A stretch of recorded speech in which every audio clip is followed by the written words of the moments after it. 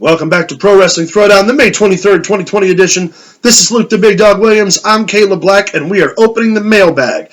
At the end of every single video, we encourage fans to email us, to leave us comments or messages now on our Facebook at www.facebook.com/Pro Wrestling Throwdown, and give us their thoughts or ideas for matches or something they want to see us or hear us talk about.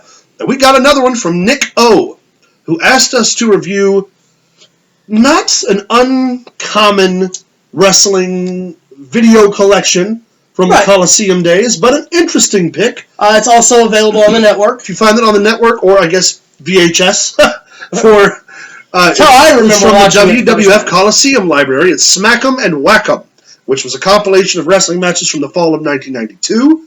Luke, give us a rundown of the card. We'll talk about those matches a little bit. Well, the DVD, VHS, the show, starts off with Lord Alfred Hayes being the host. Can't go wrong with that. Yeah, no, we love Lord Alfred Hayes. Doing a couple skits. The first skit was with the Bushwhackers. Yep. Remodeling a house. I was going to say, we're the remodeling a house, right? Funny. Stuff was great. The Bushwhackers are super entertaining anyway. And, of course, Lord Alfred Hayes was great. Yeah. I mean, if you're a child of that of the genre, 80s and the you remember 90s. him going, paid by the following. I mean, you used to hearing that voice. The show started off with Kona Crush, who is known better as being Brian Adams from Chronic. Yep. As he defeated the Berserker. Oh, yeah. By the Cranium Crush. The Cranium Crush. Kind of a short match for that genre. I'm going to say it probably went about 7 minutes. Yeah. Bell to bell.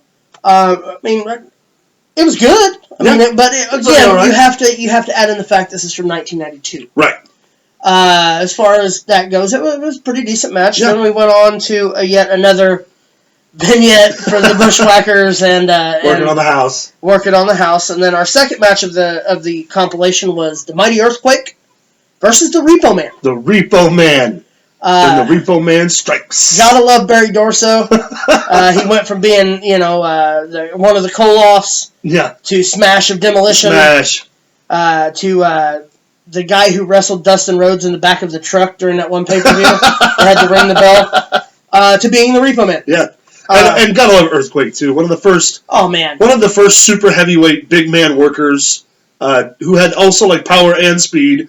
Obviously limited mobility, but he was entertaining to watch just because of his size. Went on to become Avalanche in WCW, which was then given a cease and desist from the WWF because the name was too close and had to change it to Shark. And then eventually showed back up in WWE in 1998 as a member of the Oddities in a mask and a Cartman t-shirt called Gold. And of course that's his untimely death due to cancer. Yeah, unfortunate. Great match though. Hit him with the Earthquake squash. Just sits pretty quick, good match. I mean, if you're a fan of that kind of genre, it's great. Then of course we have yet again the Bushwhackers and Lord Alfred Hayes wrecking this house. That's pretty much all they do. I don't ever remember seeing them put anything together. They just wrecked everything. Following that is a segment called Cooking for the Single Man, featuring Yokozuna and Mr. Fuji. I love Fuji, huh? But great, funny, just as you would expect. Fuji's on his game. Yoko, of course, was always on his game. And then we go into a trifecta of Bret Hart matches.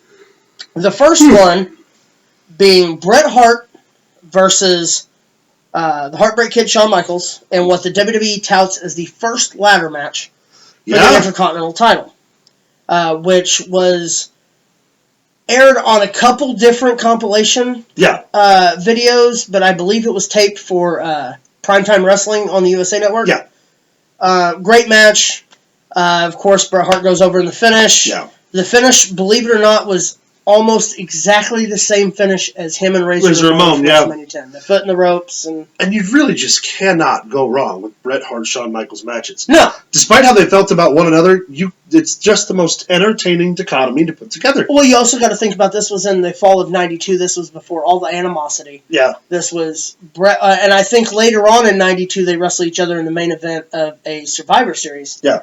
Where Bret put up the WWF title against the Intercontinental Champion, Shawn Michaels. Great, kind of a smudge ending.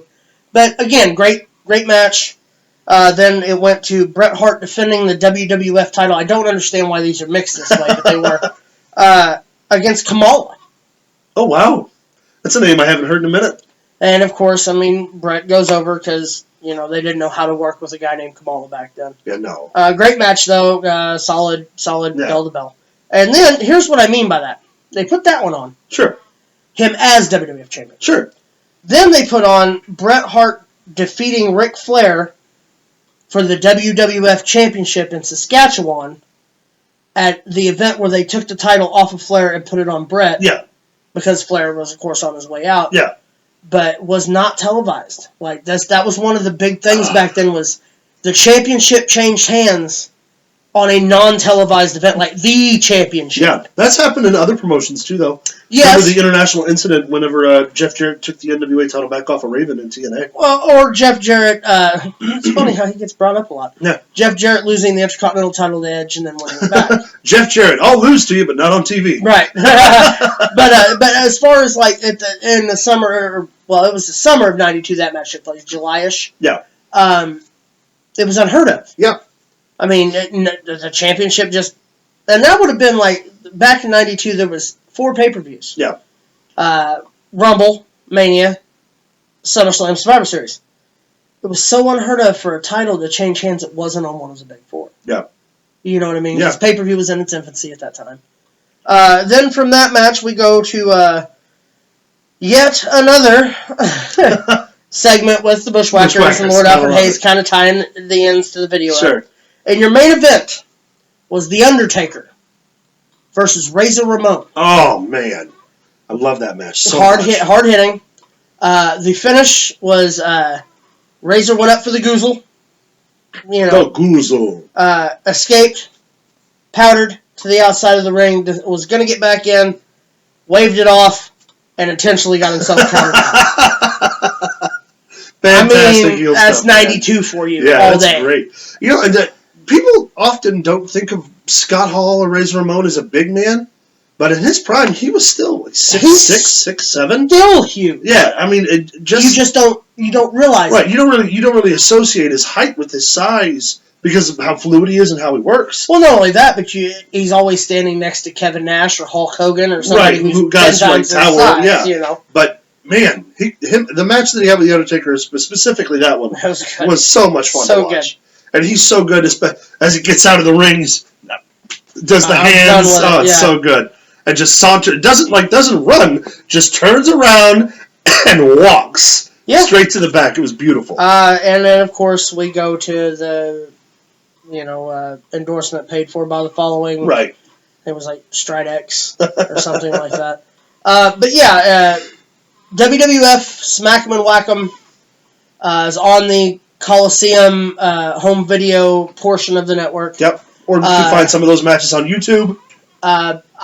I don't mind doing this from time to time and just picking, if someone wants to send me a random, review or something, we'll watch it. Yep, we'll leave you a review here. I mean, it's fun and nostalgia with the old school WWF. Yeah, great suggestion, Nick O. Thank you very much for hitting us up. You can hit us up too if you have a match or a show that you want us to review, including independent wrestling shows. It doesn't have to be just WWE or WCW. If you've got an indie company that you love, provide a link to us, and we'll review that for you too as well. And you can provide those links in now 3 different areas. You can either leave it in the comments below after you've liked and subscribed. You can send us an email at prowrestlingthrowdown@gmail.com, or our newest edition, you can send us a Facebook message at facebook.com/prowrestlingthrowdown. Stay tuned for Armchair Booking.